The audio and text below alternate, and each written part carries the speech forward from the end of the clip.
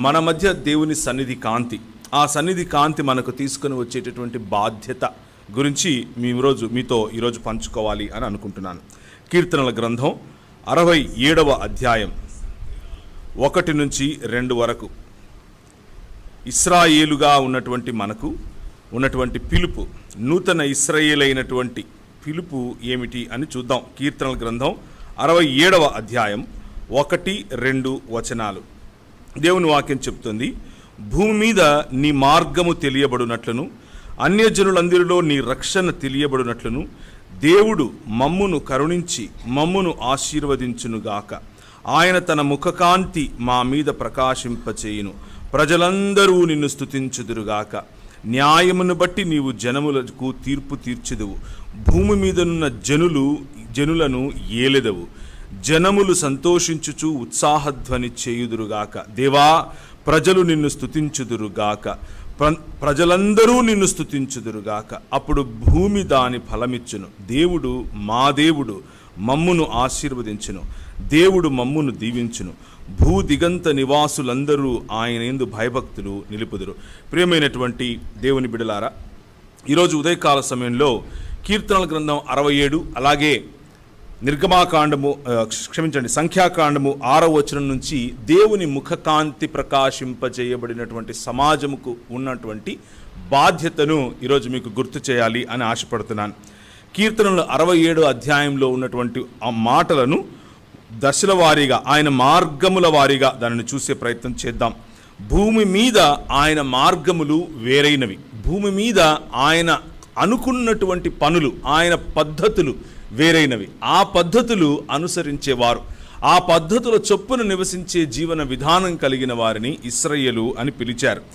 ఆ ఇశ్రాయేలుకు ఉన్నటువంటి ప్రధానమైనటువంటి బాధ్యత ఏమిటి అని అంటే, భూ దిగంత నివాసులు కూడా ఆయన వైపుకు తిరగాలి.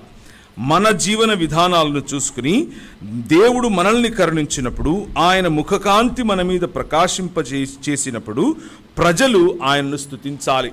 ప్రజలు భూ దిగంతముల వరకు ఉన్నటువంటి, ద్వీపముల వరకు ఉన్నటువంటి ప్రజలు ఆయన వద్దకు రావాలి అన్నది ఇశ్రాయేలు పట్ల ఆయనకున్నటువంటి ఆకాంక్ష, ఇశ్రాయేలుకు ఆయన ఇచ్చినటువంటి బాధ్యత. ఆ ఇశ్రాయేలు లేకపోతే భౌతికంగా కలిగినటువంటి దేవుడు చేసిన నిబంధన ప్రకారంగా పుట్టినటువంటి అబ్రహాము కుమారుడైనటువంటి యాకోబు కుమారులైన ఇశ్రాయేలు ఎవరైతే ఉన్నారో వారు ఈ ముఖకాంతిని మతరూపకంగా ఆచరించి దీపమును వెలిగించి వారు ఎక్కడ పెట్టారు? కొంచెము కింద పెట్టారు. దాని కారణం చేత వారి జీవితాలు ఎలా అయ్యాయి అన్నవి మనం చూస్తూనే వస్తున్నాం.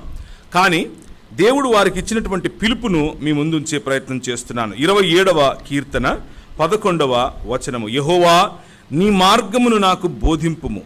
నా కొరకు పొంచియున్న వారిని చూచి సరళమైన మార్గమున నన్ను నడిపింపుము. సరళమైనటువంటి యెహోవా కోరుకున్నటువంటి మార్గములు, ఆయన మార్గములు చాలా సరళములు. ఆయన మార్గములు కేవలము న్యాయము, కరుణ, లేకపోతే కనికరము మరియు దీన మనస్సు వంటి మార్గములు. ఆయన మార్గములు మతపరమైన మార్గములు కాదు సుమా. ఆయన మార్గములు మానవీయమైనవి. దేవుడు మనిషిని మనిషిగా చేశాడు. దేవుడిగా అవ్వాలి అని మనిషి అనుకున్నాడు. కానీ అటు దేవుడు కాలేకపోయాడు, తనకిచ్చిన గురి మనిషి కాలేకపోయాడు. కాబట్టి పశుప్రాయుడయ్యాడు. ఆ పశుప్రాయుడైన మనిషిని మళ్ళీ సంపూర్ణమైన మానవత్వంలోనికి పిలవటమే ఈ మార్గముకున్నటువంటి ప్రధానమైన లక్ష్యం. కానీ ఇశ్రాయేలు బహుశా ఆ మార్గానికి ఉన్నటువంటి విశిష్టతను మరచిపోయింది అని అనుకోవాలి. యెషయా గ్రంథం 55వ అధ్యాయం. ఈరోజు కొద్దిగా బైబిల్ అటు ఇటు తిప్పాల్సి ఉంటుంది. యెషయా గ్రంథం 55వ అధ్యాయం. దప్పికొనిన వారలారా నీళ్ల యొద్దకు రండి, రూకలు లేని వారలారా మీరు వచ్చి కొని భోజనము చేయండి. రండి, రూకలు లేకపోయినను ఏమీ ఇవ్వకయే ద్రాక్షారసమును పాలును కొనండి. ఆహారము కాని దాని కొరకు మీరేలా రూకలిస్తున్నారు? సంతుష్టి కలుగజేసే దాని కొరకు మీ కష్టార్జితము ఎందుకు పరుస్తున్నారు? నా మాట జాగ్రత్తగా ఆలకించి మంచి పదార్థమును భుజించండి. మీ ప్రాణము సారమైన దాని యందు సుఖింపనివ్వండి. చెవి యొగ్గి నా యొద్దకు రండి, దావీదుకు చూపిన శాశ్వత కృప మీకు చూపుతాను. ఇదిగో జనములకు సాక్షిగా అతనిని నియమించాను అంటూ మాట్లాడిన తరువాత, నీవెరుగని జనులు నువ్వు పిలుస్తావు. నిన్నెరుగని జనులు యెహోవా నిన్ను మహిమపరచగా చూచి నీ దేవుడైన యెహోవాను బట్టి, ఇశ్రాయేలు పరిశుద్ధ దేవుని బట్టి నీ యొద్దకు పరుగెత్తుకొని వస్తారు. నా తలంపులు మీ తలంపుల వంటివి కావు. 8వ వచనం, మీ త్రోవలు నా త్రోవలు వంటివి కావు. ఇదే యెహోవా వాక్కు. ఆకాశములు భూమిపైన ఎంత ఎత్తుగా ఉన్నవో మీ మార్గముల కంటే నా మార్గములు, మీ తలంపుల కంటే నా తలంపులు అంత ఎత్తుగా ఉన్నవి. దేవుని ఆలోచనలు, దేవుని మార్గములు, దేవుని తలంపులు, ఆయన ముఖ కాంతిలో జీవించే వారి తలంపులు అలా ఉండాలి. కానీ మనుష్యుల యొక్క తలంపులు, మనుష్యుల యొక్క ఆలోచనలు, మనుష్యులకున్న ప్రాధాన్యతలు, ఆయన ప్రాధాన్యతలను విడిచిపోయి కేవలము మత ప్రాతిపదికన మాత్రమే ఆయన అనుయాయులుగా లేకపోతే ఆయన భక్తులుగా ఉంటే వచ్చే సమస్యలు. ఆదివారం మనం ఎందుకు కలుసుకుంటాం అనంటే, ఇది కేవలం ఒక మత ప్రాతిపదికన కలుసుకునేటటువంటి తంతు కాదు. మిగిలిన వారు ఏ విధంగా అయితే, మిగిలిన సమాజాలు ఏ విధంగా అయితే పంతులు క్రింద తంతు చేస్తారో, అలా మనము కూడా మనదైన పద్ధతిలో ఒక పంతులను నియమించుకొని మనము తంతు నడిపించుకుందాం అని అనుకునేందుకు ఆదివారం మనం కలవం. మన పిలుపు వేరు. మన పిలుపు యెహోవా ముఖకాంతి యందు మన జీవితం అంతా జీవించటానికి అవసరమైనటువంటి ఎనర్జీ, అవసరమైనటువంటి ప్రోత్సాహం, అవసరమైనటువంటి పురికొల్పు ఈ ఆదివారం మనం కలిసినప్పుడు పునరుత్థానము చెందిన శరీరముకు ఉండాల్సినటువంటి జీవమును ఒకరితో ఒకరం కలుపుకొని, ఒకరితో ఒకరం పంచుకొని, ఈ లోక మర్యాదను జయించటానికి, ఈ లోక మర్యాదలో ఉన్న పద్ధతులను జయించటానికి బల్లలో చేయి వేసి మనము ఒక్క మానవ శరీరమై ఉన్నాము, ఒక్క నూతన పురుషునిలో భాగమై ఉన్నాము అన్న స్పృహతో బయటకు వెళ్ళి జీవించేందుకు పిలువబడ్డాం. అటువంటి పిలుపును మనం తెలుసుకోవాలి. ఈ లోక మర్యాదలో ఉన్న పిలుపులు చాలా వ్యత్యాసంగా ఉంటాయి. మన ఆలోచనలు ఈ లోక మర్యాదకు తగినట్లుగా గనక క్షీణించిపోతే, దాని విధంగా గనక మనం కృషించిపోతే, లేకపోతే మనల్ని మనం డీహ్యూమనైజ్ చేసుకుంటే, మనం మతపరమైనటువంటి ఇశ్రాయేలు ఏ విధంగా తను వెలగాల్సినటువంటి వెలుగును కొంచెము కింద పెట్టిందో, నూతన ఇశ్రాయేలు అయినటువంటి సంఘము కూడా అటువంటి పొరపాటే చేసే అవకాశం ఉంది. మన రాజు యెహోవా. మన రాజుకున్నటువంటి మార్గములు వేరు. ఆయన రాజ్యమును మనకిచ్చి ఉన్నాడు. చిన్న మంద భయపడకుము, తండ్రికి నీ చేతికి రాజ్యం ఇవ్వటం ఆయన అభీష్టమాయను అని ప్రభువైన యేసుక్రీస్తు మన గురించి చెప్తున్నాడు. అయితే ఆయన మార్గములు మనం తెలుసుకోవాలి. ఈ లోక మర్యాద ఏమిటి అన్న విషయాన్ని కూడా తెలుసుకోవాలి. ఎఫెసీయులకు రాసిన పత్రిక 2వ అధ్యాయము, ఎఫెసీ 2:2, మీరు వాటిని చేయుచు వాయుమండల సంబంధమైన అధిపతిని అనగా అవిధేయులైన వారిని ఇప్పుడు ప్రేరేపించు శక్తికి అధిపతిని అనుసరించి ఈ ప్రపంచ ధర్మము చొప్పున మునుపు నడుచుకున్నారు. మనము క్రీస్తులో కట్టబడక ముందు ఏ పారంపర్యాచారములనైతే చేశామో, మనము క్రీస్తు అనే రాజు యొక్క రాజ్యములోనికి రాకముందు ఆయన పట్ల విశ్వాస్యత, ఆయన పట్ల దాన్ని ఏమంటారు అనంటే, ఆయనే రాజు అన్నటువంటి ఒడంబడికలోనికి రావటం, ఆ పౌరసత్వంలోనికి రావటం, అలిజెన్స్ అని ఇంగ్లీష్లో పిలుస్తారు. అలిజెన్స్లో రాకముందు ఈ ప్రపంచ ధర్మం చొప్పున, ఈ లోక మర్యాద చొప్పున, ఈ ప్రపంచ ధర్మాన్ని నడిపించే అంధకార సంబంధమైన దురాత్మ సమూహముల యొక్క నడిపింపు చొప్పున మనం బ్రతికే వాళ్ళం.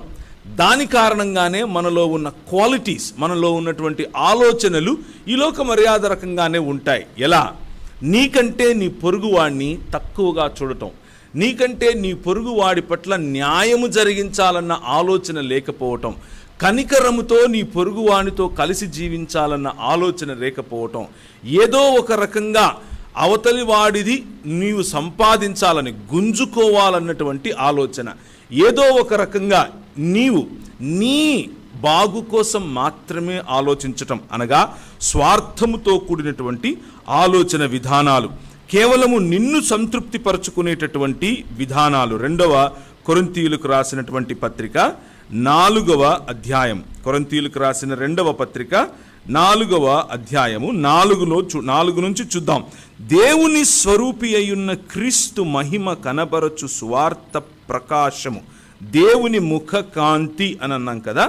ఇప్పుడు ఆ దేవుని స్వరూపమందుండి తన్ను తాను దేవునికి సమానముగా ఉంచుకొనుట విడిచిపెట్టకూడని భాగ్యము అని అనుకోకుండా తన్ను తాను తగ్గించుకొని రిక్తుడై మన మధ్యకు వచ్చినటువంటి ఈ రాజు, the king of this world, the king that represents his father in this world, ఈ ప్రపంచంలో తన తండ్రి పిలుపును, తన తండ్రి చిత్తాన్ని నెరవేర్చడానికి వచ్చినటువంటి ఈ రాజు కనపరిచే సువార్త ప్రకాశము వారికి ప్రకాశించకుండు నిమిత్తము ఈ యుగ సంబంధమైన దేవత అవిశ్వాసులైన వారి మనోనేత్రములకు గ్రుడ్డితనము కలుగచేసెను.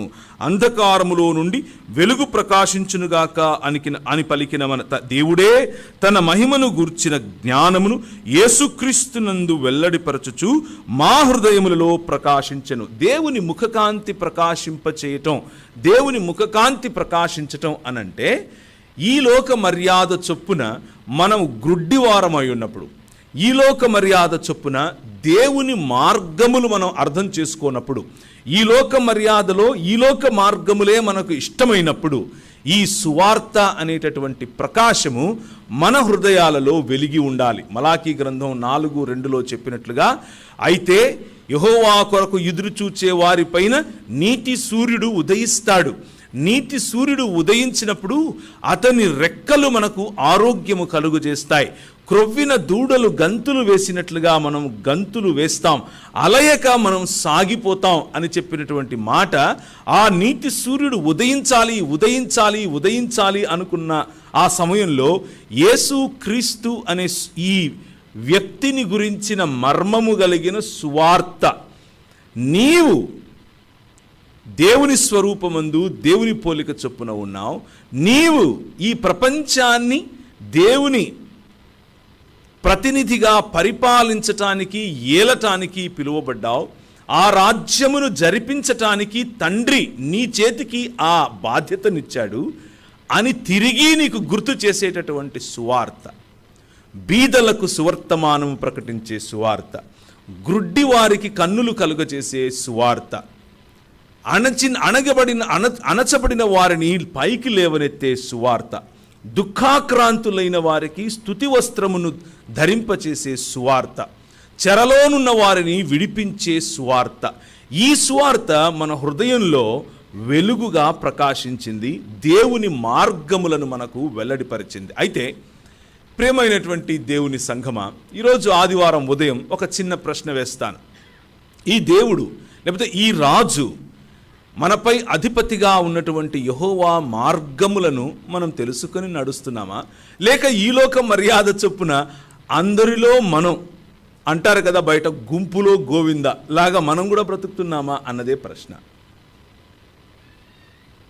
ఒక మత సంబంధమైనటువంటి, ఒక మతపరమైనటువంటి సమాజముగా కూడుకుంటూ మిగిలినవన్నీ కూడా ఈ 1-2 గంటలు ఇక్కడ అయిపోగానే బయటికి వెళ్ళగానే మళ్ళీ ఈ లోక మర్యాద చొప్పున ఈ లోకంలో ఉన్న అంధకార సంబంధమైన యుగ దేవత గ్రుడ్డితనము కలుగజేసిన వారు ఏ విధంగా అయితే జీవిస్తారో అలాంటి రోషమే, అలాంటి కోపమే, అలాంటి కనికరము లేనితనమే, అలాంటి ఒక పేదవాడిని చూసినప్పుడు పిల్లికి కూడా బిచ్చం పెట్టినటువంటి జీవితం అని అంటారు, అటువంటి జీవితం కలిగి ఉంటున్నామా అన్న ప్రశ్న మనం వేసుకోవాలి. ఈరోజు ఉదయం నాకు తెలిసినటువంటి కుటుంబం ఒకటి ఉంది.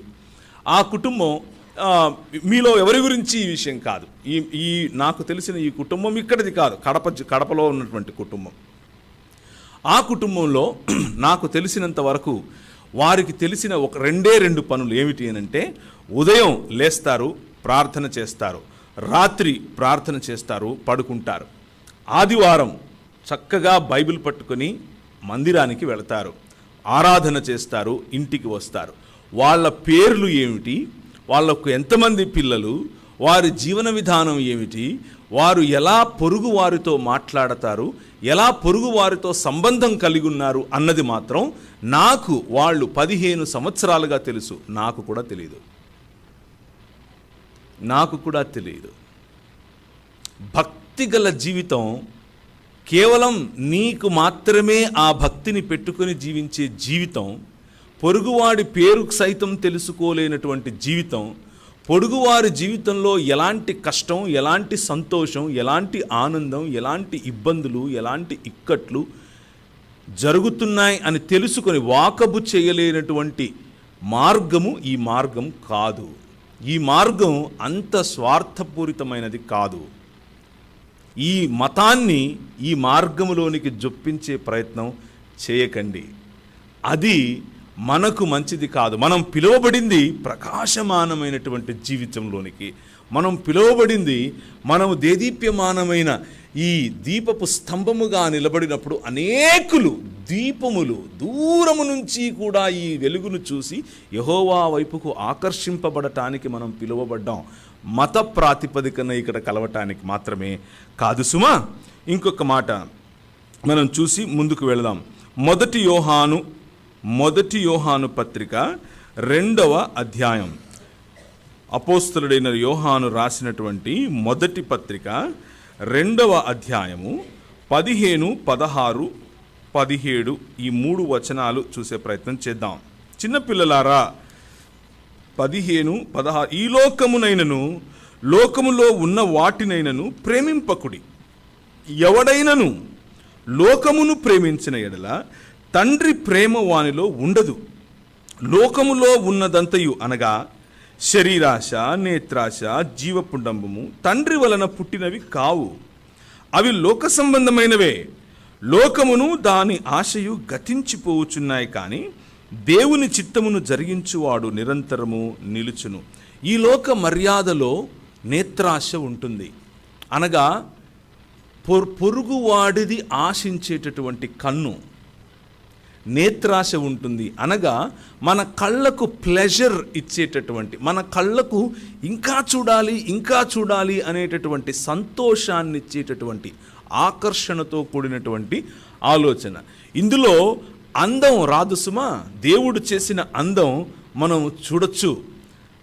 ఎంతవరకు అనంటే దేవుడు పర్మిట్ చేసినంత వరకు, ఈ రాజు పర్మిట్ చేసినంత వరకు. ఈ లోక మర్యాదలో అందం అన్న పేరు మీద బూతును చూడటం ఈ లోక మర్యాద.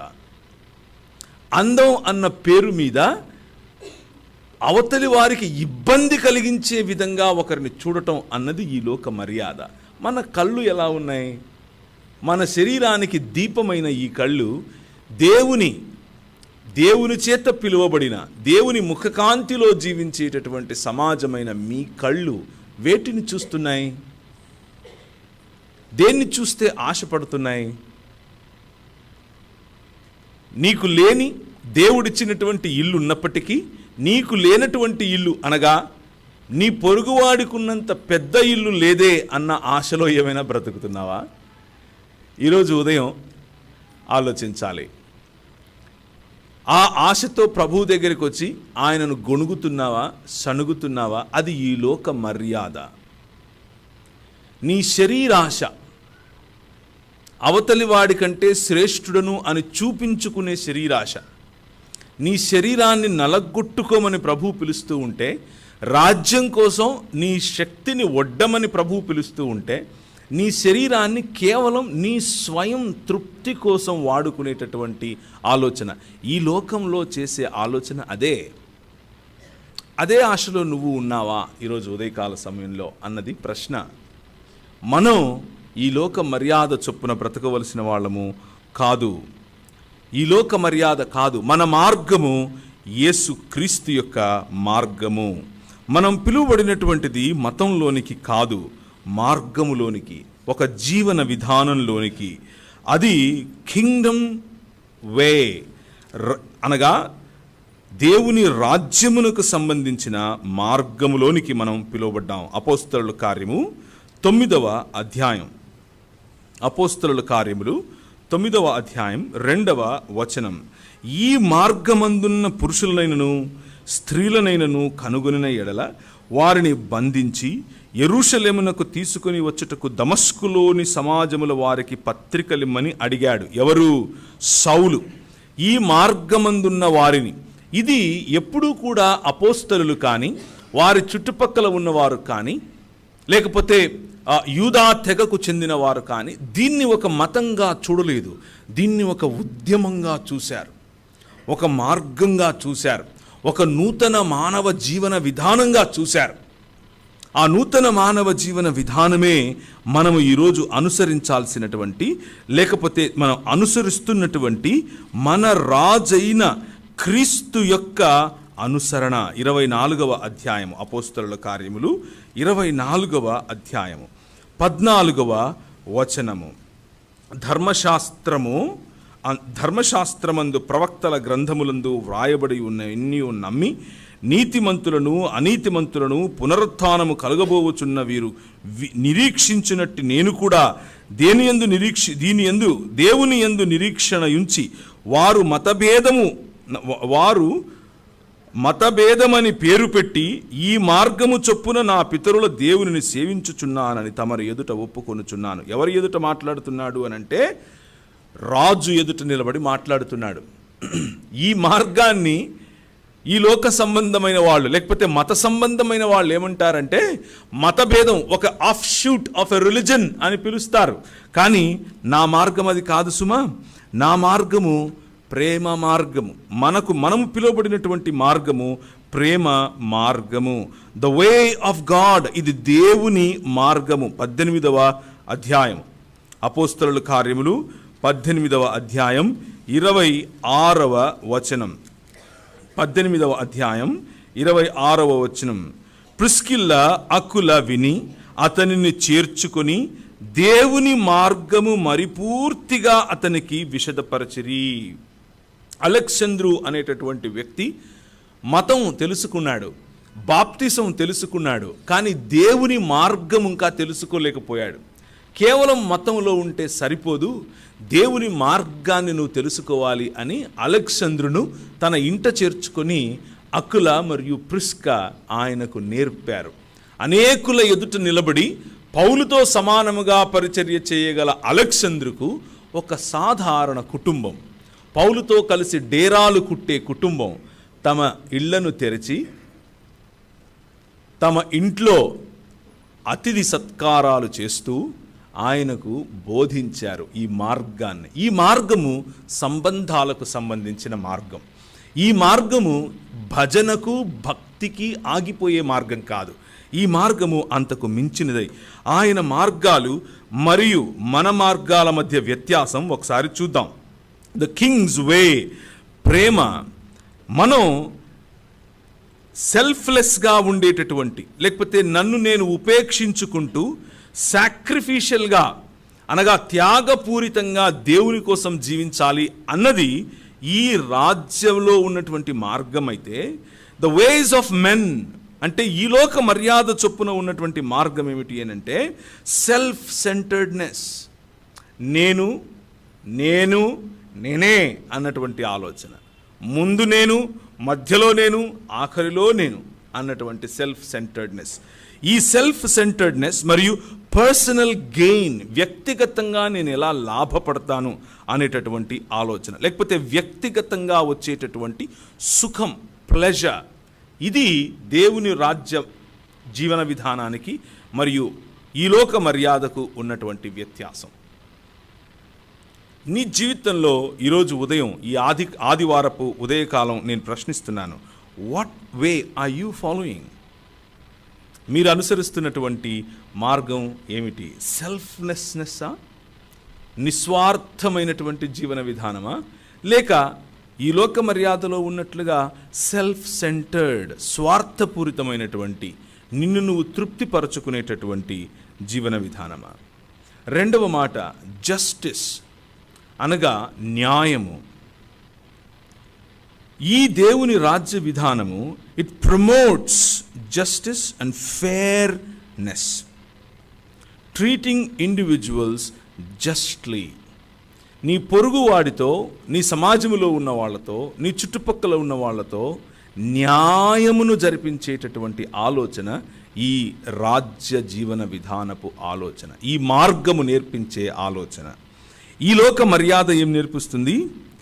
నీ సొంత ఇంట్రెస్ట్, నీకు కావలసిన వాటిని జరిపించుకోవటం కోసమే జస్ట్ న్యాయాన్ని ప్రభావితం చేస్తుంది. నీకు మంచి జరిగితే అదే న్యాయం అన్న ఆలోచనలో నువ్వు ఉంటావు. అది ఇన్ఈక్వాలిటీని అనగా అసమానతను పెంపొందిస్తుంది. అలాగే ఎక్స్‌ప్లాయిటేషన్, నీ దగ్గర పని చేసేవాడి దగ్గర నువ్విచ్చే జీతము కంటే ఎక్కువగా పని చేయించుకుని, నువ్విచ్చే రూకల కంటే వాడిని బానిసగా చూసేటటువంటి ఆలోచన ఈ లోక మర్యాద చేస్తుంది. మన ప్రభువు అటువంటి వాడు కాదు. మన ప్రభువు సమయం, నువ్వు ఉదయం 9 నుంచి పని చేసినా, మధ్యలో 12 గంటలకు పనికి వచ్చినా, ఆఖరికి 3 గంటలకు పనికి వచ్చిన ఆయన సమానమైనటువంటి వేతనాలు ఇచ్చేటటువంటి దేవుని రాజ్య విలువలు కలిగినటువంటి వాడు మన ప్రభువు, మన రాజు. ఆ రాజు బిడ్డలం. మన జీవన విధానంలో మన పొరుగువాడి పట్ల మనం చూపిస్తున్నటువంటి ప్రేమ, మన సమాజంలో మనం కనబరుస్తున్నటువంటి న్యాయము ఎలా ఉంది అని మనం సరిచూసుకోవటం కోసం ఈరోజు ఉదయం మిమ్మల్ని ప్రోత్సహిస్తున్నాను. మూడవదిగా కనికరము, ఎంకరేజింగ్ ఫర్గివ్నెస్, ఒకరినొకరు క్షమించుకునేటటువంటి అలవాటు. అలాగే కంపాషన్, అవతలి వారిని చూసినప్పుడు హృదయం కరిగిపోయేటటువంటి స్థితిలో నువ్వు ఉన్నావా, లేకపోతే నాకు ఎందుకులే అని దాటిపోయే మత ప్రాతినిధ్యంలో బ్రతుకుతున్నావా అన్నది ప్రశ్న. కరిగిపోయే హృదయం గనక నీ జీవితంలో ఉంటే నువ్వు దేవుని రాజ్య నివాసివి. కరిగిపోయే హృదయం కాక కఠినమైన హృదయం నువ్వు కలిగి ఉంటే నువ్వు దేవుని రాజ్య నివాసములో లేదా దేవుని రాజ్యంలో ఉన్నాను అని భ్రమపడుతున్నావు. ఇంకా నీ హృదయములో నీతి సూర్యుడు బహుశా ఉదయించలేదేమో. కేవలం మత ప్రాతిపదికన ఈ యేసు మతం స్వీకరించావేమో అని చెప్పాల్సి వస్తుంది. ఎందుకంటే ప్రభు దగ్గరికి ఒకసారి వచ్చి అడిగినప్పుడు వారి ఫలములను బట్టి మీరు వారు తెలుసుకొందురు అని ప్రభు అన్నాడు. మేము ఎలా, how do we know that somebody belongs to you or somebody doesn't belong to you? నీకు చెందినవారు నీకు చెందని వారు అని తెలుసుకోవటం ఎలా అనంటే వారి ఫలములను బట్టి మీరు వారిని తెలుసుకుంటారు అని చెప్పాడు. మొదటగా how do you love your people? నీవు నీ పొరుగువాణ్ణి, నీ సాటి మనిషిని ప్రేమించే పద్ధతి నువ్వు ఆయన వాడివా కాదా అని చెబుతుంది. నువ్వు సాటి మనిషి పైన చూపించేటటువంటి కనికరం నువ్వు ఆయన వాడివా కాదా అని చెప్తుంది. నువ్వు ఈ సమాజంలో జరిగించాలనుకుంటున్నటువంటి న్యాయం నువ్వు ఆయన వాడివా కాదా అని చెబుతుంది. కంపాషన్, కనికరము, హ్యూమిలిటీ చాలా ప్రాధాన్యమైనటువంటి, చాలా ముఖ్యమైనటువంటి క్యారెక్టర్. హ్యూమిలిటీ, నీ తగ్గింపు. గర్వముతో కూడి చాలా ఉబ్బిపోయి కొంతమంది మాట్లాడుతూ ఉంటారు. చాలా హెచ్చుగా తమను తాము ప్రజెంట్ చేసుకుంటూ ఉంటారు. అది గొప్పతనం అనుకుంటారు. క్రైస్తవ సమాజములో మనల్ని మనం హెచ్చించుకునే తావు లేనే లేదు. యెహోవా ముఖకాంతి మన మీద పడితే మనం ఎంత పాపులమో ముందు అర్థమవుతుంది. త్రొవ్వుతున్న కొలది పెరుగు తరగదున పాపరాశి, ఇవ్వీధముగా చెడిపోతిని అని పాట రాశాడు. యెహోవా ముఖకాంతిలో బ్రతకటం అనంటే, క్రీస్తును పోలిన సువార్త మన హృదయాలలో వెలగటం అనంటే, మన హృదయం ఎంత పాపముతో నిండి ఉందో తేరి చూడగలగటం, స్పష్టంగా దాన్ని గ్రహించగలగటం. అలా కనిపించినప్పుడు సాటి మనిషి కంటే నిన్ను నువ్వు హెచ్చించుకోవటం చాలా కష్టం. సాటి మనిషికున్న సుగుణాలనే నువ్వు చూసే ప్రయత్నం చేస్తావు. ఈరోజు ఉదయం ఇంకొక పిలుపును నేను ఇస్తున్నాను.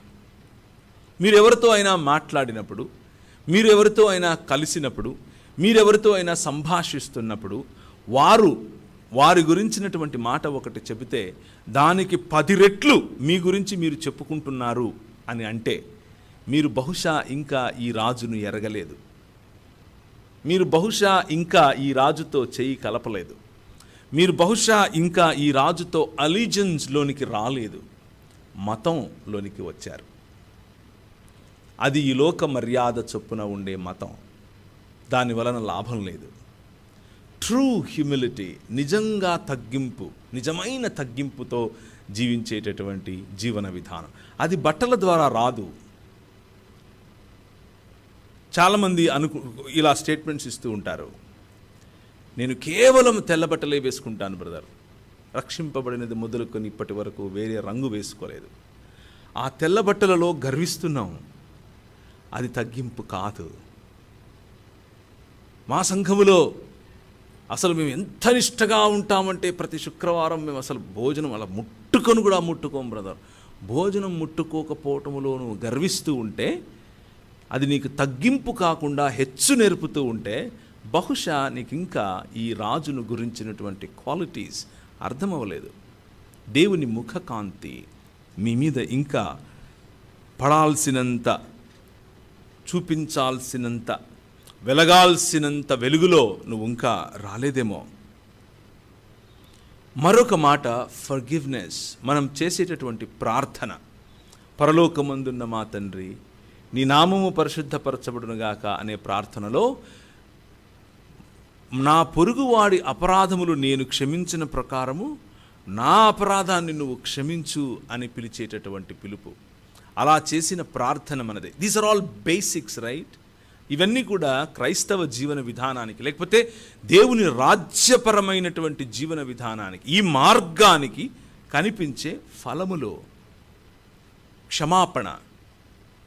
ఈరోజు ఉదయం ఒక్కసారి గుర్తు తెచ్చుకోండి, మీరు కానుక వేయటానికి ముందు, ఒకవేళ ఈరోజు బల్ల ఇస్తే బల్లలో పాల్గొనటానికి ముందు, సమాజంలో, సంఘములో ఇంకా నీ మనసులో చేదు ఉంచుకొని ఎవరి గురించైనా ఉంటే, నీ సహోదరుడు, ముఖ్యంగా సమాజంలో, మన క్రైస్తవ సమాజంలో ఉన్నటువంటి నీ సహోదరి, నీ సహోదరుడు, నీ స్నేహితుడు, మీ అమ్మ, మీ నాన్న, మీ చెల్లి, మీ అక్క, మీ తమ్ముడు, ఇంకా ఎవరైనా నీ హృదయంలో అటువంటి చేదు భావన, ఇంకా క్షమించలేనటువంటి హృదయం గనక మీకు ఉంటే, ఈరోజు ఉదయం ఒక్కసారి దాని గురించి ఆలోచించండి.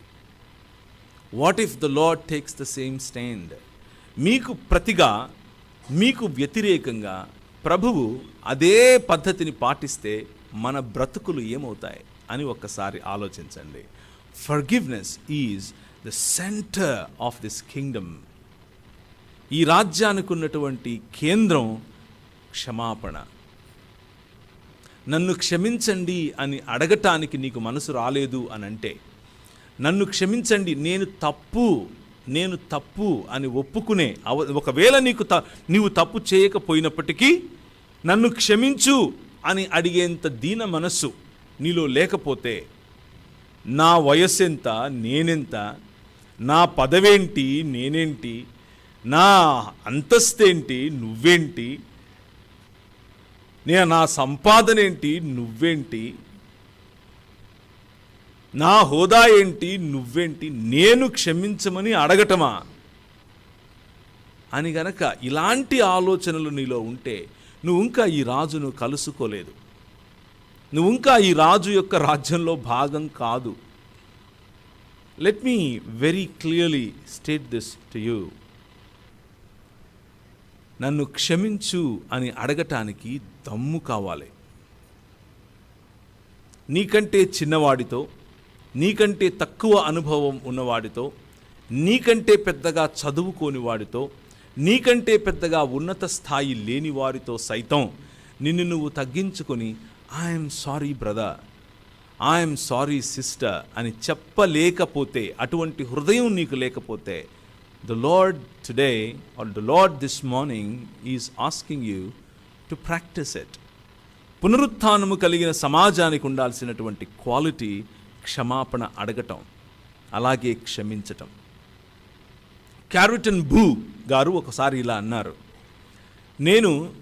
నన్ను, నా సమాజాన్ని ఏ జర్మన్ సమాజం అయితే యూదురాలు క్యాంప్స్లో వేసి జుట్టు పీకి గ్యాస్ వదిలి మరీ మమ్మల్ని చంపారో, అటువంటి సమాజానికి చెందినటువంటి ఒక వ్యక్తి మా నాన్నగారిని, మా ఇంట్లో ఉన్న వాళ్ళను ఒకరి తర్వాత ఒకరిని నా కళ్ళ ముందే ఎవరైతే చంపారో అతను వచ్చి ఒకరోజు ఐఎమ్ సారీ అని చెప్పాడు. కానీ నేను ఆయన్ని క్షమించలేకపోయాను. నా కళ్ళ ముందే మా ఇంటి వాళ్లను అలా చిత్రహింసలతో చంపినటువంటి, అలా చంపటం దేవునికి నేను చేస్తున్న పరిచర్య అని భావించాడు. సమాజానికి లేకపోతే మానవతకు నేను చేస్తున్న గొప్ప సేవ ఇది అని భావించాడు. కానీ తెలుసుకున్న తర్వాత వచ్చి నన్ను క్షమించు అని అడిగితే ఆమె క్షమించలేకపోయింది. ఒకసారి టీవీ ఇంటర్వ్యూలో ఆమె కూర్చుని మాట్లాడుతూ అంది, ఆయనను నేను క్షమించనన్ని రోజులు నిజానికి బందీలో ఉన్నది ఆయన కాదు, నేనే, చెరసాలలో ఉన్నది నేనే అని చెప్పింది. నేను ఏ రోజైతే ఆయనను మనస్ఫూర్తిగా క్షమించానో ఆ రోజు నేను విడుదల పొందాను అని చెప్పింది. నువ్వు క్షమించలేకపోతే నిజానికి చెరసాలలో ఉన్నది నువ్వు క్షమించలేని వాడు కాదు, క్షమించలేని నీ హృదయమే. మన హృదయములో సువార్త అనేటటువంటి ఈ మర్మము యొక్క వెలుగు గనక వెలిగితే క్షమాపణ అన్నది దొర్లాలి, క్షమాపణ అన్నది పొర్లి పారాలి, క్షమాపణ అన్నది మనల్ని ముంచెత్తాలి. అలాగే జెనరాసిటీ, ధారాళముగా ఇచ్చేటటువంటి మనస్సు. ధారాళముగా ఇవ్వటం గురించి మాట్లాడుతున్నాడు అనంటే జోసెఫ్ బెన్నీ గారు కీ ఇచ్చారు ఈయనకి. ఇంకా ఎక్కువ ఇక్కడ దాన్ని ఏమంటారు, విరాళాలు వేయండి, కానుకలు వేయండి అని పొరపాటున అనుకుండారు. ఆయన నాకు ఏమీ చెప్పలేదు, ఆయన అసలు మాట్లాడుకోలేదు ఉదయం నుండి. నేను రాత్రంతా డ్రైవ్ చేసి పొద్దున 6:30కు ఇక్కడికి వచ్చాను. ధారాళముగా ఇవ్వటం అనంటే కేవలం సమాజ మందిరంలో లేకపోతే సంఘంలో, సంఘ ఆరాధన క్రమంలో ఇచ్చేదో లేకపోతే 10వ వంతు ఇచ్చేదో దాని గురించి మాత్రమే నేను మాట్లాడలేదు. అది చాలా ముఖ్యం, ఇవ్వాలి, చెయ్యాలి, సమాజానికి సంబంధించినటువంటి ఖర్చు భరించాలి. ఇది కూడా జనరాసిటీలో భాగమే. అలాగే దానితో పాటుగా నీ హృదయానికి నొప్పి కలిగేంతగా నీ పొరుగు వాడికి ఇవ్వగలవా అనేదే ప్రశ్న. ఇది లోకమర్యాద కాదు. లోకమర్యాదలో పొరుగువాడి నుంచి దోచుకోవటం ఉంటుంది. లోకమర్యాదలో పొరుగువాడి నుంచి ఎంత సంపాదించాలా అన్న ఆలోచన ఉంటుంది. రాజ్య మర్యాద పొరుగువాడిని ఆశీర్వదించేదిగా ఉంటుంది. తెలిసి తెలియక ఈ చేతితో చేసింది ఈ చేతికి తెలియనట్లుగా ఇవ్వటం ధారాళత్వం. నీవు ఒకసారి ఇలాంటి సమాజ మందిరంలోనే ఒక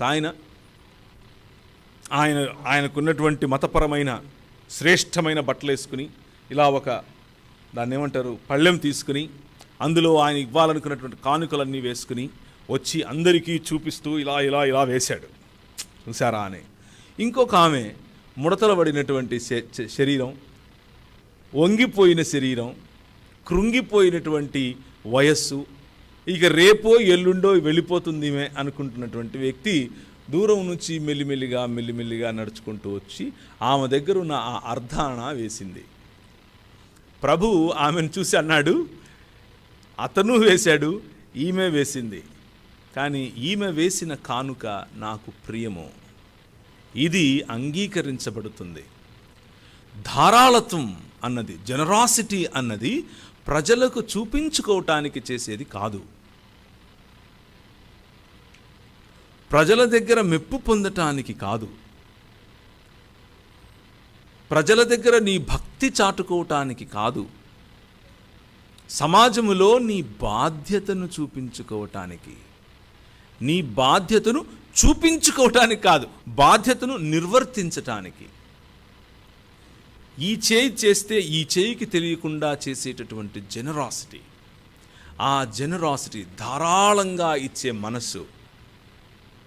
ఈరోజు ఉదయం మళ్ళీ ఒకసారి ప్రశ్నిస్తాను, ఈ దేవుని రాజ్యం, ఈ దేవుని రాజ్య వారసులైనటువంటి మీరు ఈ రాజ్య విలువలలో జీవించే ప్రయత్నం, అటువంటి పరిపక్వత వైపుకు నడిచే ప్రయత్నం, సంఘంలో జరిగే కార్యక్రమాలు, సంఘంలో జరిగేటటువంటి పనులు, సంఘములకు ఉన్నటువంటి బాధ్యతలు, అనాథలు, పేదలు, విధవరాండ్రు, పరదేశులు, కష్టములో ఉన్నవారు, కోర్టుల చుట్టూ తిరుగుతున్నటువంటి వారు ఎంతమంది ఒకవేళ మన సమాజంలో ఉంటారో ఒక్కసారి తేరి చూస్తే, అలా కళ్ళు తెరిచి చూస్తే మీకు కనిపిస్తారు. వారు క్రైస్తవులే అయి ఉండక్కర్లేదు సుమా, వాళ్ళు మీ కులానికి చెందిన వాళ్ళే అయి ఉండక్కర్లేదు సుమా. ఎక్కడి వారైనా, ఏ భాష మాట్లాడేవారైనా మీ ధారాళత్వం చూపించటానికి అర్హులే. మన దేశంలో ఎన్నడూ లేనట్లుగా స్త్రీలను నగ్నంగా చేసి ఊరేగిస్తూ ఉన్నారు. తలలు తీసి ఇంటికి ముందు, గుమ్మముల ముందు కట్టి వెళ్ళిపోతున్నారు. కేవలం ఒక జాతికి చెందినవారు అన్న కారణం చేత, మణిపూర్ అనే ప్రాంతంలో. మన ధారాళత్వం అలాంటి సమయాల్లో బయటపడే అవకాశం ఉంది. దేవుడు మనకు అటువంటి పిలుపును ఇచ్చాడు. మనం వెలిగినప్పుడు, మనము దేదీప్యమానమైన దీపస్తంభముగా నిలుచుకున్నప్పుడు దూరమునున్న దేశముల సైతం ఆయన గుణ లక్షణాలు తెలుసుకుంటారు. మనల్ని అంధకారములో నుంచి ఆశ్చర్యకరమైన వెలుగులోనికి పిలిచిన వాడి గుణాతిశయములను ప్రచురము చేయుటకై మిమ్మును రాజులైన యాజక సమూహముగాను, ఏర్పరచబడిన సమాజముగాను మనల్ని పిలిచాడు. ఇది మన పిలుపు. పునరుత్థానము చెందినటువంటి, పునరుత్థాన జీవన విధానంలోనికి వచ్చినటువంటి క్రైస్తవ సంఘమా, భక్తి భజన వరకు ఆగిపోతే కొంచెము కింద పెట్టిన దీపం అవుతాం. భక్తి భజన చేస్తూనే దాటి బాధ్యత వైపుకు, మానవులను మళ్ళీ మానవత్వం వైపుకు పిలిచే మార్గము వైపుకు, నువ్వు మనిషివి అన్న స్పృహను సమాజంలో ప్రతి మనిషికి కలుగజేసే మార్గము వైపుకు తిరిగితే మనం నూతన ఇశ్రాయేలు అవుతాం. నూతన ఇశ్రాయేలు ఫలించాల్సిన విధంగా మనము ఫలిస్తాం. ఈ విషయాన్ని జ్ఞాపకం చేసుకోండి. చివరిగా ఈ దేవుని రాజ్యములో నివసించే వారికి ఉండాల్సినటువంటి క్వాలిటీ, యూనిటీ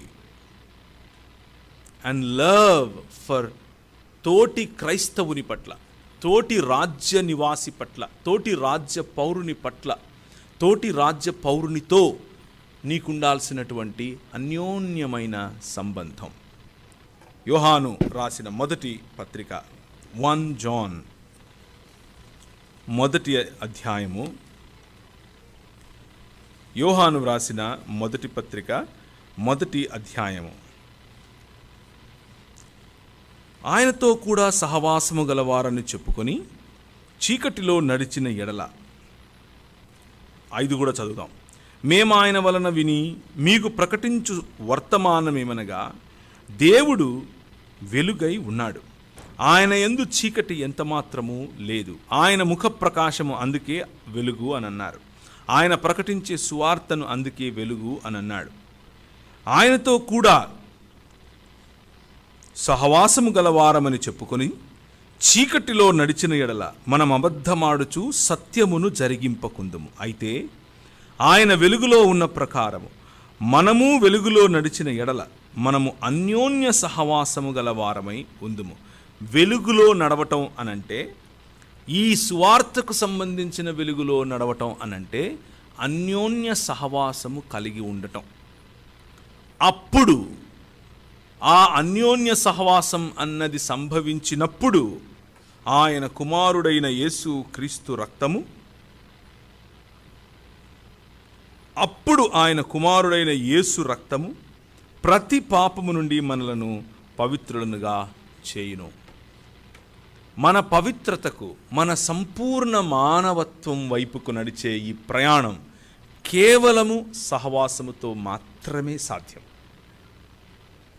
నాకు సమాజముతో పని లేదు, నాకు సహవాసముతో పని లేదు, నేను నా దేవుడు అని అనుకుంటే వెలుగులో నడుస్తున్నాను అన్న భ్రమలో నువ్వు ఉన్నావు.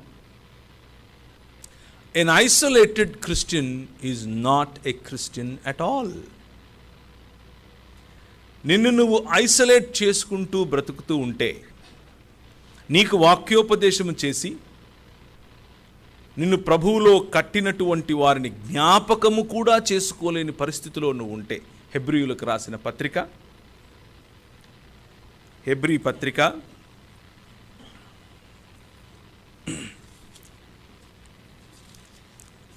'మనము కలుస్తూ ఉన్నప్పుడల్లా, మనము దేవుని వాక్యాన్ని ధ్యానిస్తూ ఉన్నప్పుడల్లా మనము జ్ఞాపకం చేసుకోవాల్సింది. 13వ అధ్యాయం 7వ వచనం, మీకు దేవుని వాక్యము బోధించి మీ పైన నాయకులుగా ఉన్న వారిని జ్ఞాపకము చేసుకొని వారి ప్రవర్తన ఫలమును శ్రద్ధగా తలంచుకొనుచు వారి విశ్వాసమును అనుసరించుడి.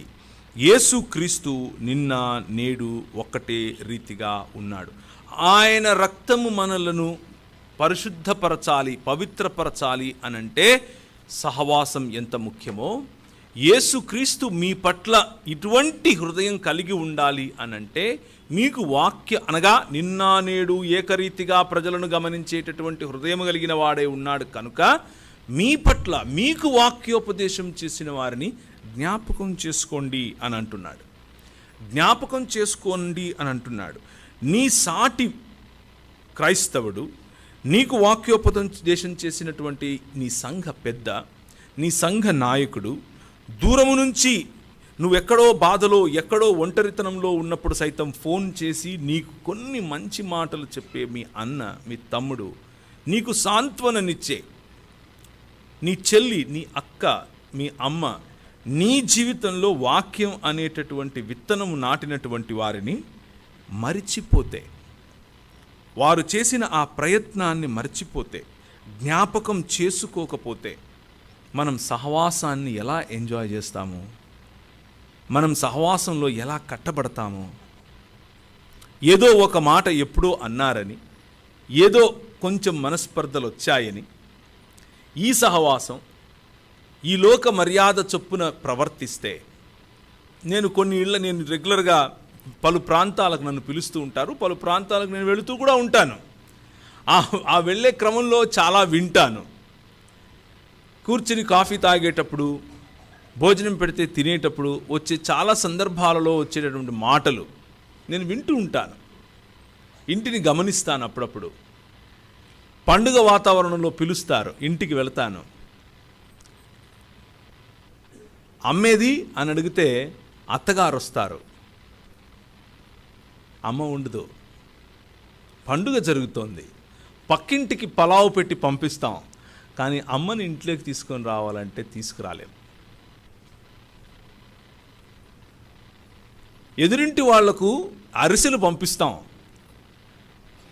కానీ అత్త లోపలికి వస్తే ఒప్పుకోం.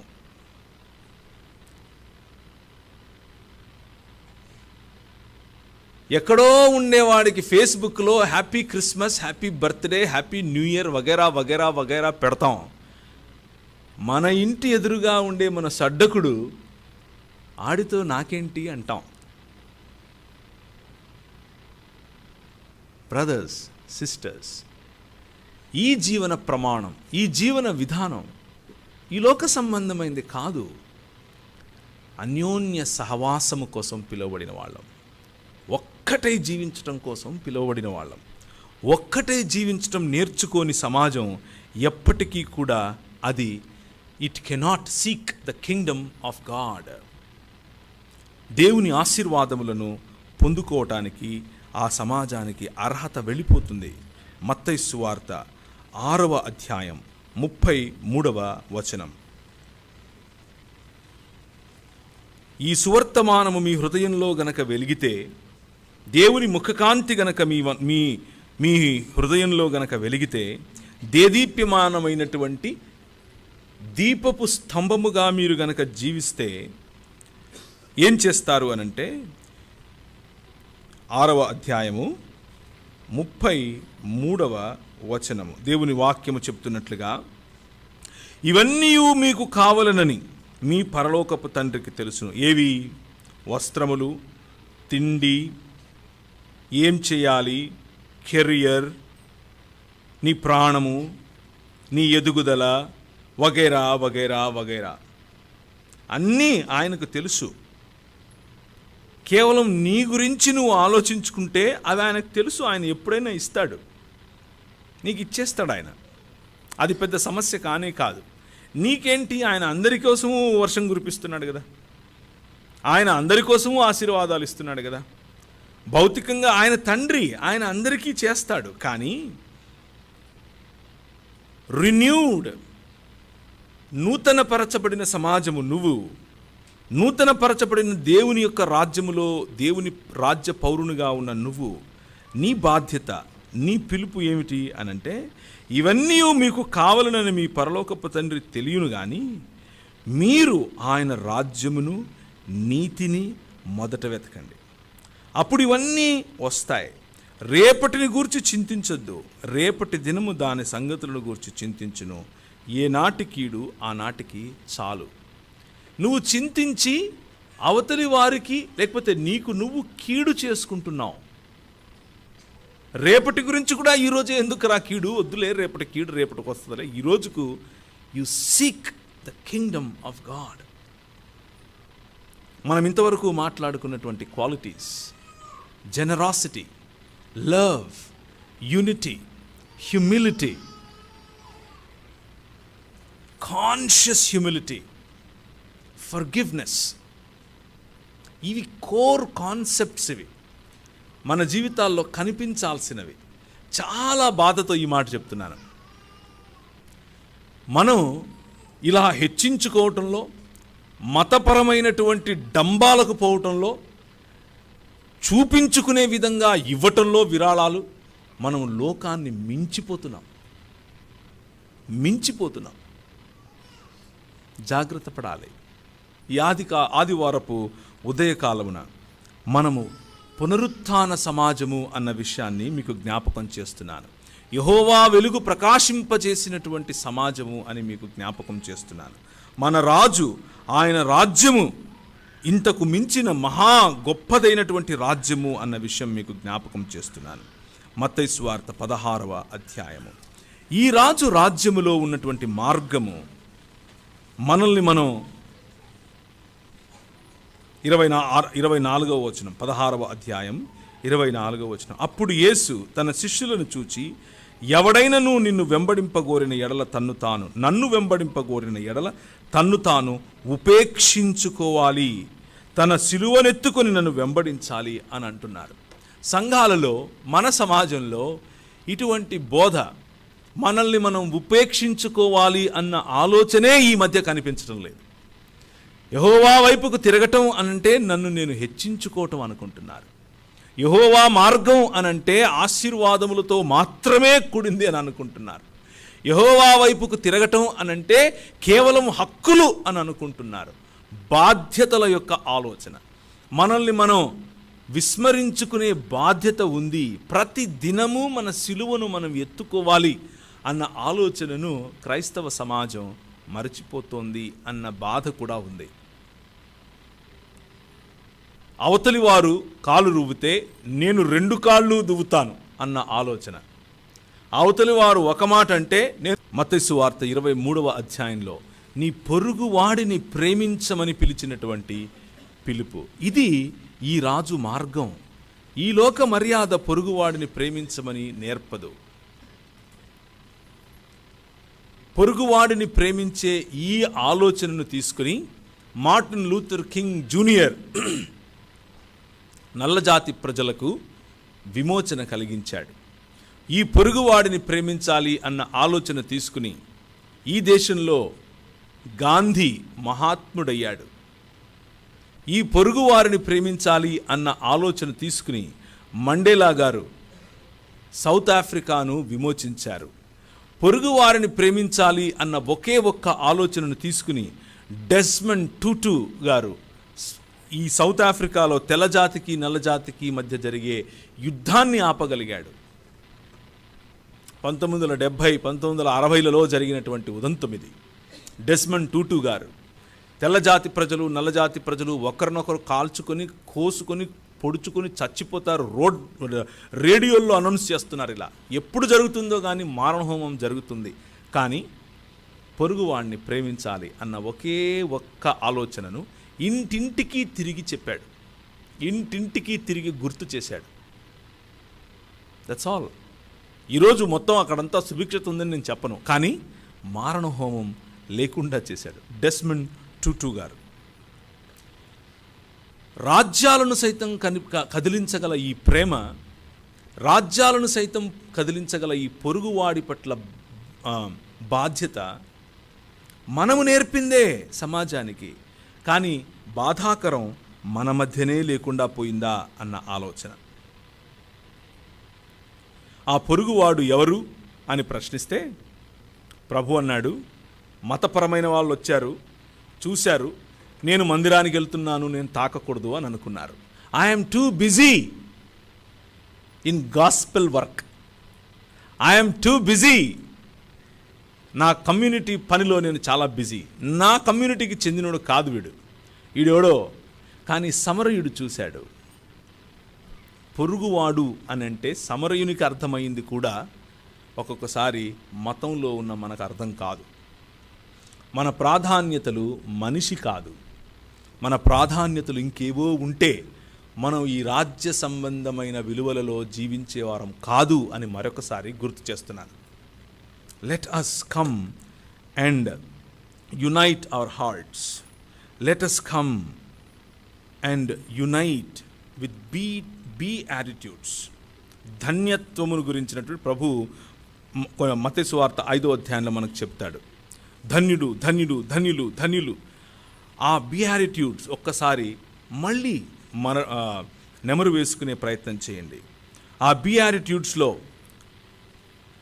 దూరముగా ఉండగానే ఒకరు తిరిగి వస్తున్నారు అంటే తండ్రి ఎలా పరిగెట్టుకుంటూ వెళ్ళి వాడి మెడ మీద పడి ముద్దు పెట్టి మరి ఆయనను కౌగిలించుకున్నాడు. అలాంటి తండ్రి హృదయం, ఈ రాజ్యమును వెతికే వారికి అటువంటి హృదయం ఉండాలి. కేవలం మన సంఘ నాయకులకు మాత్రమే తండ్రి హృదయం దేవుడు ఇచ్చాడు, అది ఆయన పని. నేను నా జీవితంలో, నా జీవన విధానంలో నేను బ్రతుకుతాను. ఎవరికోసమైనా సమయం వెచ్చించాలి అని అంటే ఆయన వెచ్చిస్తాడు, సహాయం చేయాలి అంటే ఆయన చేస్తాడు, చేరదీయాలి అని అంటే ఆయన తీస్తాడు. అంతా ఆయన చేస్తాడు అని అనుకుంటే మతంలో బ్రతుకుతున్నట్లు. కానీ నేను నా సంఘం, నా సమాజం, నా ప్రాంతం, నా రాష్ట్రం, నా దేశం అన్న ఆలోచనలోకి వస్తే ఆశీర్వాదకరంగా మనం ఉంటాం. మళ్ళీ ఒకసారి యెషయా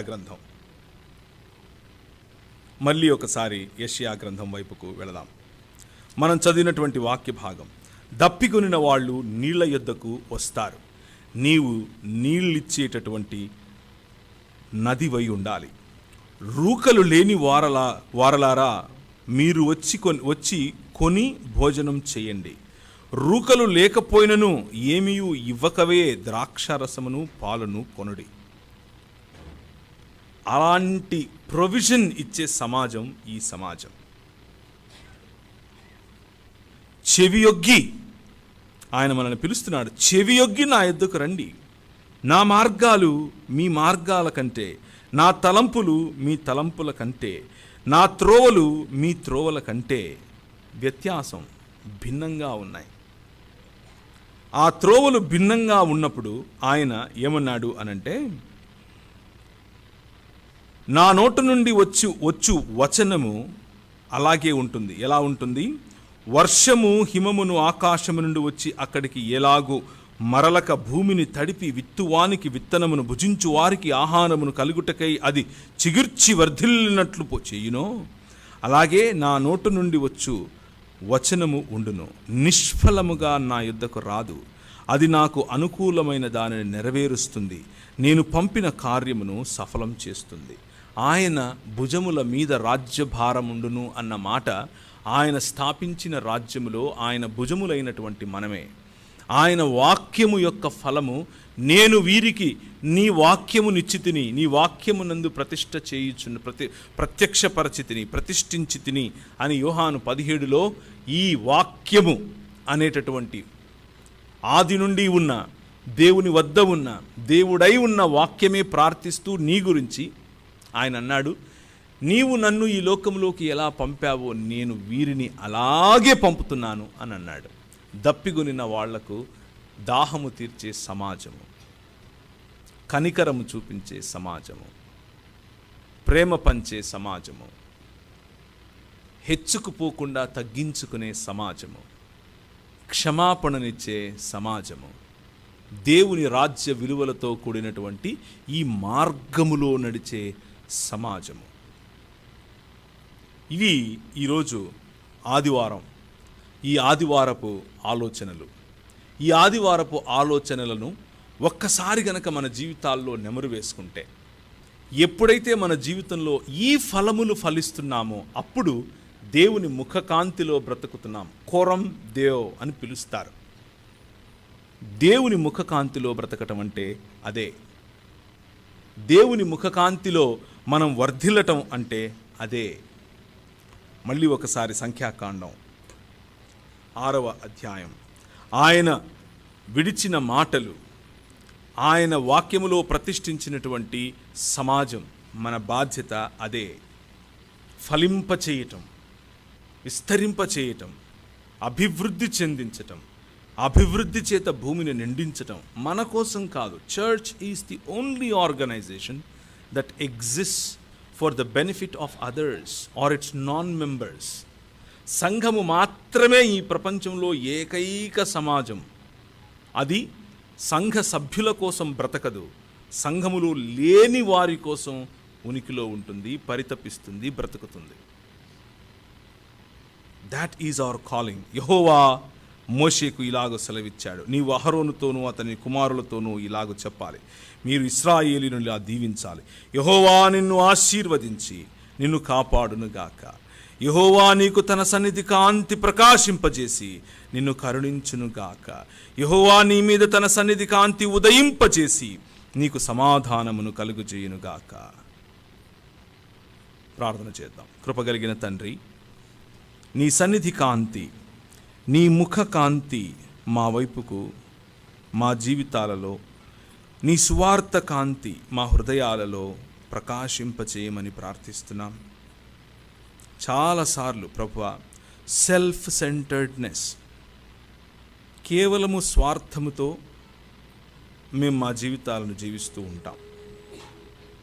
కానీ నీ రాజ్యము మాకు ఏం కావాలి అని వెతుక్కోవటం కాదు, కానీ అవన్నీ తండ్రి అయిన దేవునికి తెలుసు. కానీ నీ రాజ్యమును వెతికితే, నీ నీతిని వెతికితే, నీ ముఖ కాంతిలో జీవించాలన్న కోరిక బలంగా కలిగితే, ప్రేమ, కనికరము, న్యాయము, తగ్గింపు, పరులను ఆశీర్వదించటం, పొరుగువాడిని ఆశీర్వదించటం, ధారాళముగా ఇవ్వటం వంటి అనేకమైన సుగుణాలు నీ రాజ్య సుగుణాలు. వాటిని పాటించటానికి, ఆ మార్గములలో నడవటానికి, మా సొంత మార్గములు, ఈ లోక మర్యాదకు సంబంధించిన మార్గములలో బ్రతకకుండా యెహోవాకు సంబంధించిన మార్గములలో బ్రతకటానికి ఈ ఉదయకాలం మీ ముఖకాంతి మాపై ప్రకాశించునుగాక. నీ సన్నిధి కాంతి మాపై ఉదయించునుగాక. మేము దీపపు స్తంభముల వలె జీవించుదుముగాక. మీరు మమ్మను అలాగూ ఆశీర్వదించమని చిన్ని ప్రార్థన యేసు నామమున ప్రార్థిస్తున్నాం తండ్రి. ఆమెన్.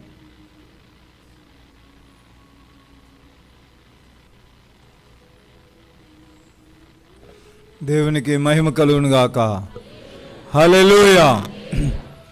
దేవుని బిడ్డలారా, మరి చక్కని అర్థమయ్యే భాషలో, అర్థమయ్యే రీతిలో మనకు దేవుడు ఒక మంచి